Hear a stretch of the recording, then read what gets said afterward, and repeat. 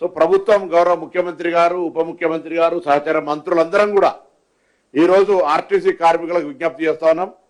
దయచేసి ఎటువంటి తొందరపాటు ఆలోచన చేయకండి. ప్రభుత్వం పూర్తి స్థాయిలో మీ పట్ల సానుకూలంగా ఉంది. అన్ని అంశాలకు సంబంధించినటువంటి విషయం లోపల మంత్రివర్గ ఉపసంఘం త్వరలోనే రేపు ఎల్లుండి ఎప్పుడో కూర్చొని మీకు సంబంధించిన అన్ని అంశాలను వింటుందనే మాట మనం చేస్తూ, మీ అందరూ కూడా తెలుసు, కొంత పత్రికల ద్వారా సమాజానికి చెప్పడం కొరకు మేము అధికారంలోకి వచ్చిన తర్వాత అటు మహాలక్ష్మి పథకాన్ని ఇవ్వడమే కాక 2013 పిఆర్సీ పెండింగ్ బకాయిలు 280 కోట్లు ఇచ్చినాం.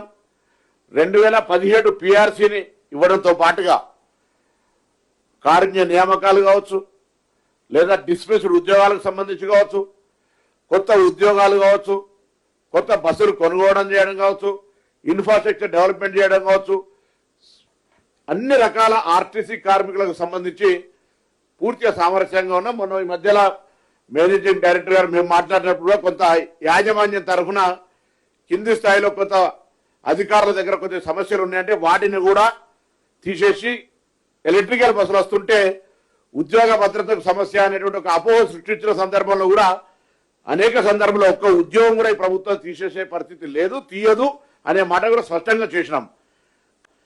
కానీ బయట నుంచి కొంత ప్రోత్సాహం జరిగిందా, లేకపోతే ఇంకొక ఉద్రేకపూరితమైన వాతావరణం కలిగిందా, ఏది ఏమైనా దయచేసి మరొకసారి అందరికీ తెలంగాణ ప్రభుత్వ పక్షాన ఈరోజు క్యాబినెట్లో చర్చించిన మేరకు కానీ వారి పట్ల ఇప్పటి వరకు అవలంబించిన తీరు పట్ల కానీ అందరికీ విజ్ఞప్తి చేస్తాను. దయచేసి ఎవరు కూడా ఎటువంటి అనాలోచిత నిర్ణయం తీసుకోవద్దు. కార్మికుల సంక్షేమం, ప్రయాణికుల సౌకర్యం, సంస్థ పరిరక్షణ అనే ప్రకారంగా ఈ ప్రభుత్వం వ్యవహారం చేస్తుంది. ఈరోజు ఒక రవాణా శాఖ మంత్రిగానో లేకపోతే ఇంకొక మంత్రే కాకుండా మొత్తం క్యాబినెట్ అంతా కూడా మీ పట్ల కన్సర్న్ ఉంది అనేటువంటి మాట సందర్భంగా వ్యక్తం చేస్తా ఉన్నాను.